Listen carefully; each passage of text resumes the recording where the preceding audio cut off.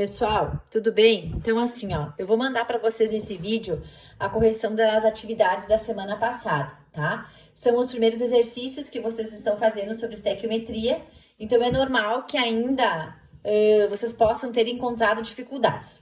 Então, a partir dessa correção, vocês prestem bem atenção aqui e daí cada vez vai ficando mais fácil de resolver os novos exercícios. Então, acompanhem aí comigo, tá? O exercício número 1, ele falava sobre o fosgênio, tá? Que é o COCl2. Daí, dava a equação, né, do fosgênio, dizia assim: quando inalado, reage com água nos pulmões, produzindo ácido clorídrico, que causa graves danos, levando finalmente à morte.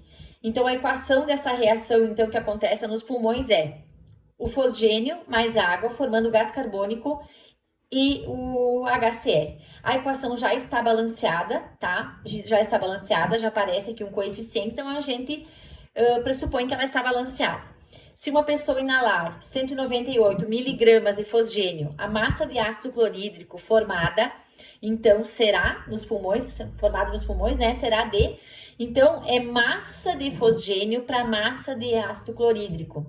Então, a primeira coisa que a gente tem que fazer aqui é transformar esse valor de miligramas para gramas. Eu nunca posso trabalhar com valor de miligramas. Lembrando que os valores da tabela, das massas da tabela, são sempre em unidades que equivalem a gramas. Então, 1 grama, 1000 miligramas, x para 198, que fica, então, dividido por 1000, 0,198 gramas. Bom, então eu vou fazer o quê? Eu preciso calcular. Esse é o valor que o problema me deu. Sempre vai na segunda linha da regra de 3, nunca na primeira. Então, é massa para massa. Massa de fosgênio, que eu calculei aqui do ladinho, a massa molecular. Lembra, eu desmembro toda a substância, calculo a massa, olha a massa na tabela de cada um. Aqui no caso do cloro, eu multipliquei por 2 a massa. Então, a massa do fosgênio para a massa do ácido clorídrico, do HCl. Lembrando que a massa do HCl dá 36,5 gramas. Só que como eu tenho um coeficiente 2 aqui na frente, eu preciso multiplicar ela por 2, tá? Então, fica 73 gramas. Então, eu sempre parto da minha equação principal. 99 gramas de fosgênio para 73 gramas de ácido clorídrico. O valor que o problema me deu, né? Eu transformei 0,198 para x.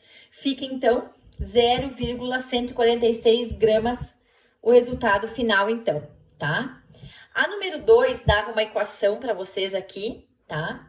E pedia o volume de CO2 produzido na combustão de 960 gramas de metano. Então, volume de CO2, tá aqui o CO2, que é produzido quando se queima, né? Quando entra em combustão, 960 gramas de metano. Então, é massa de metano para volume de CO2, né? Volume de CO2 para massa de metano. Então, eu vou partir da minha equação, se é massa de metano que tá falando, tá? 960 é gramas. Eu preciso calcular a massa do metano, que fica 16 gramas. E aqui no caso, a equação também já está balanceada, né? Tem um 2 aqui na frente.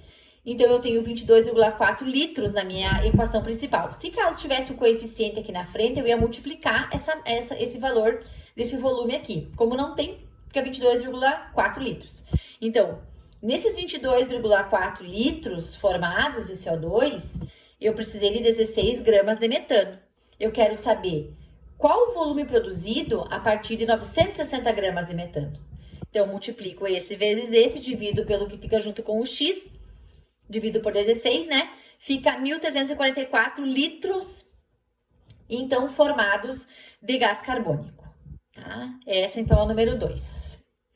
A número 3 dizia assim: qual a quantidade de matéria de gás oxigênio necessária para fornecer 17,5 mol de água na queima completa do acetileno?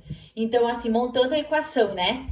Então, o acetileno queima, sempre queima com quem? Com oxigênio, formando CO2 e água. Então, nesse processo de queima, então, eu preciso balancear, eu monto a equação, né? Todos os reagentes e produtos.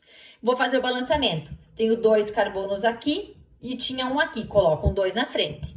O hidrogênio eu tenho 2 aqui, fechou. Agora o oxigênio, eu fico com 2 aqui nos reagentes e eu fico aqui, ó, 2 vezes 2,